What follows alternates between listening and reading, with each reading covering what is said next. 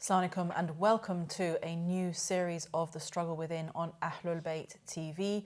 This is episode 3, where we are examining some of the aspects of our religion, of Islam, related to the cultivation of our spirituality, the striving for perfection, but also looking at the rational basis for the belief in God and the rational basis for why we should be following the path of Ahlulbayt alayhim salam. And again, my guest is Sayyid Hassan Sadr, who's going to talk us through these points. So, assalamu alaikum. Alaikum assalam wa rahmatullahi wa barakatuh. In this episode, we're going to be talking about the fairness of God, the justice, which is a principle of belief in religion. And of course, this is, one of the biggest points of discussion and one of the probably main reasons why a lot of people decide, no, there can't be God. Because animals suffer, the innocents suffer, calamities happen. So if God is all-powerful, then why didn't he stop it? Does it mean that he's not just? He had the power to stop something bad happening, but he didn't. Does it mean that he's actually not all-powerful? In that case, why should I believe in a God that isn't all-powerful? So a lot of people stop at that point. Indeed. Yeah. Indeed. But inshallah, we will find some Inshallah. Rational arguments. Inshallah. For, Bismillah ar-Rahman ar-Rahim. Thank you very much for raising the question of the justice of the Creator. Before we start answering this fundamental question, which, as you rightly stated, it represents one of the main principles of our faith, that despite God, the Creator, having so many attributes, scholars decided to choose this particular one, justice, fairness, select this particular one and classify it as one of the main principles of Islam, even though the Creator has other attributes indeed. But this specific one has so many implications, as you've stated. Before we discuss the issue, I would like to remind the viewers that there are certainties in life. There are conclusions out there that we reach with certainty, firmness, 100% true, if we use rationality, if we use logic, like we've done in the previous episodes. And there are uncertainties, possibilities, possible explanations for events, possible explanations for those calamities. I would like to remind myself and the viewers that we should not compromise the certainties for possibilities. Things that could be true, could not be true. One must start using the rational process from the beginning and continue throughout. The rational process of thinking dictates, as we will discuss in a moment, that the Creator can only be fair. If we reach this certainty with absolute 100% conclusion, then whatever explanations we have for the calamities, for the struggle, for the suffering, then whether people accept them or not, whether the first or the second or the third possible explanation is applicable or not, it should not compromise the certainty. Right. And it goes without saying that the possibility or the possible explanation of one event that God may not be fair should never compromise the rational conclusion that God can only be fair. Unfortunately, in the education system, in the media, we are not encouraged to use rationality. As we've discussed previously, some of famous writers, personalities who get a lot of attention in the media and within the education system actually don't have a full appreciation of the rational process of thinking or its application. Yeah. They could have a major misunderstanding. So we're not encouraged to think rationally. We are encouraged to think emotionally, with doubts about the Creator, because unfortunately some people like to throw doubts, like people to be living within possibilities, no certainties, and if there are more than one possible explanation, then why commit? Just keep going without certainties, without commitments, without firm belief, essentially leading to people, which we're seeing a growing trend of the unknown, being agnostic. I don't know about the truth. I don't know. Maybe not. If you use rationality, if you apply it rightly, there is no maybe or maybe not. As we've discussed previously, the world exists. Preceding our world, there must have been an entity, and that entity must have been independent, absolutely independent. It does not need anything for its existence.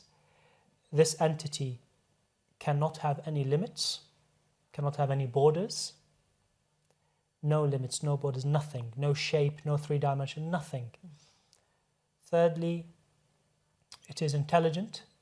It caused our world, it designed our world, so it's fully knowledgeable about our world, wise and intelligent.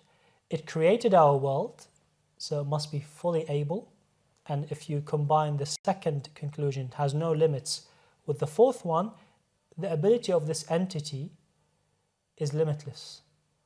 Doesn't have any limits to it, because we said he cannot, or for the moment we say it cannot have limits. It's able, so its ability has no limits.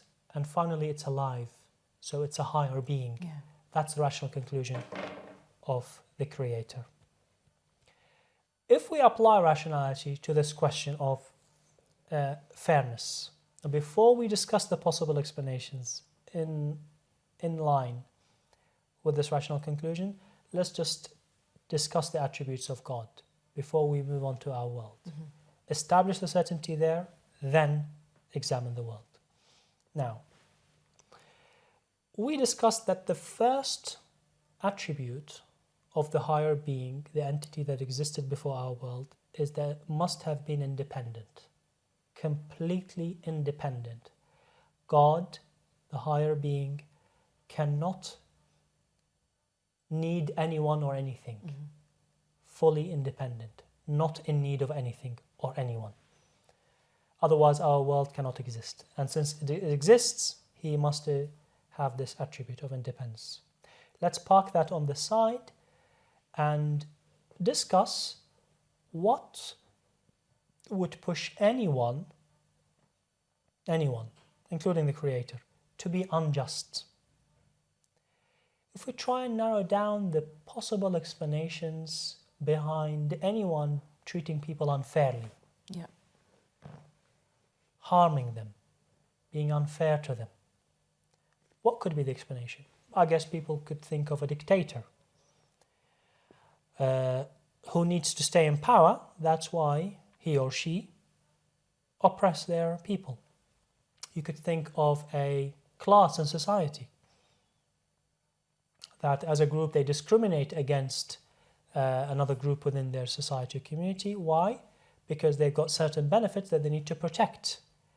And if they are fair to the other group, then everyone will have share of that benefit. So in order for you to stay superior, to stay higher than everybody else, you need to treat others unfairly. People could steal, could commit horrible crimes like killing, kidnapping. Why? Because they want to get something. They want to steal something. There's something that the victim had that the criminal did not have, so that's why they committed the crime. What else? I guess people could say that people could treat others unfairly because they simply don't know how to treat people fairly. Just ignorance, lack of knowledge. And that happens quite frequently on a personal level.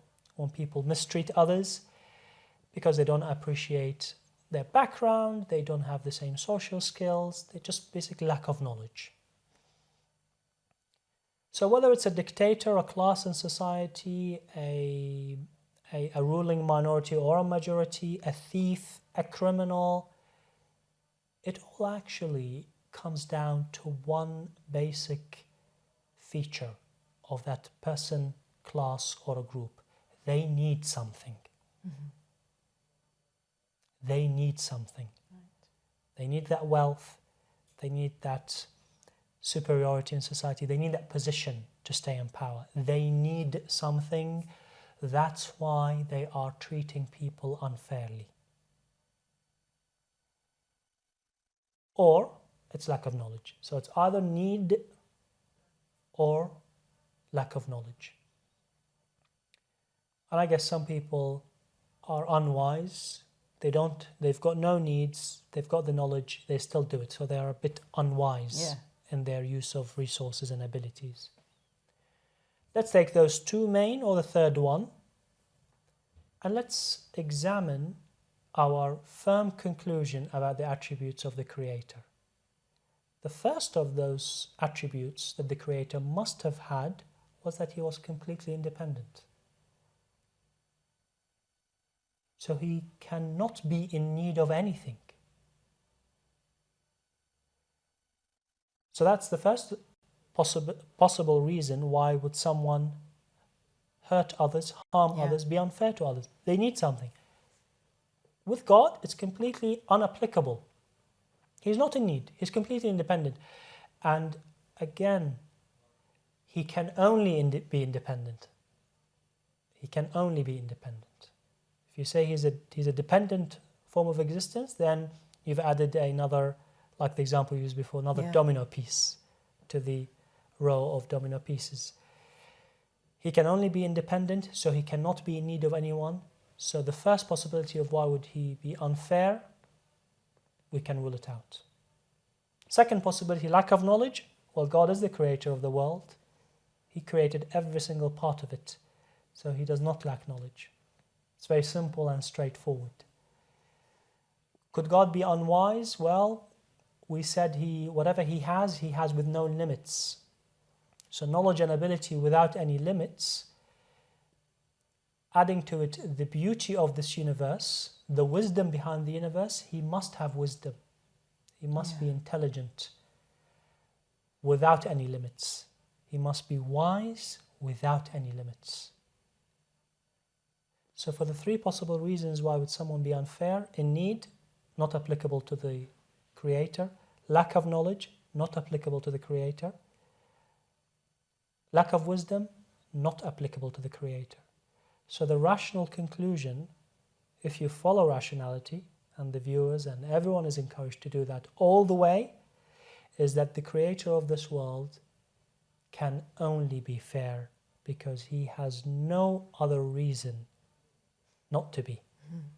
There is no possibility to why he would not be unfair. This certainty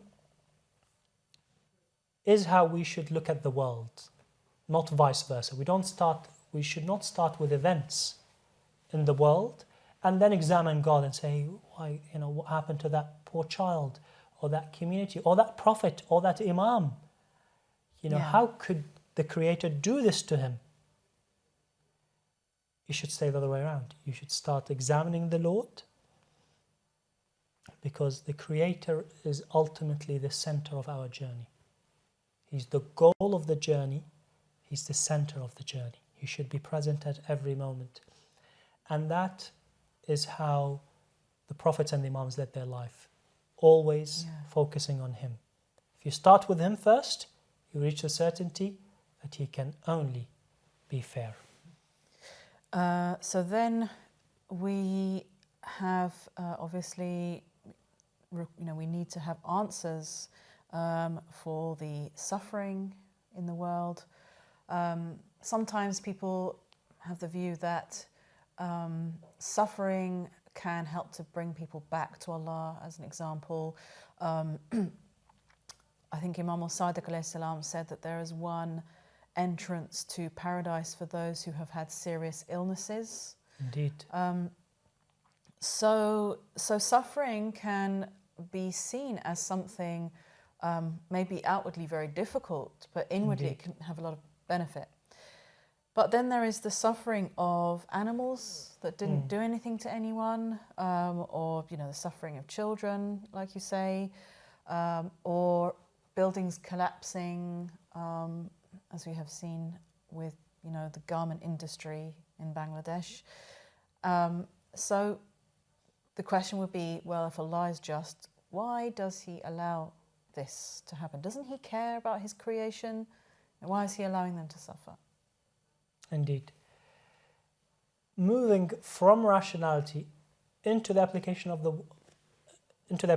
world is the right way to do it. Having established with full certainty that He can only be fair, now we try and examine events of our world in line with this certainty. Right. In light of this certainty. Any possible explanation that has any hint of Allah subhanahu wa ta'ala not caring or being unfair or not knowing has to be cancelled out. We cannot hold any such thoughts or ideas or conclusions. They're easily and quickly dismissed based on the rational conclusion that He can only be fair. But what are the possibilities? What are the explanations? And according to the Quran, the Sunnah of the Prophet ﷺ, the narrations of Ahlulbayt, who are the exclusive inheritors of the knowledge of the Sunnah of the Prophet ﷺ, and according to the research of our scholars who've studied their knowledge and have written about it, there are 8 possible explanations for all such calamities and sufferings and hardship.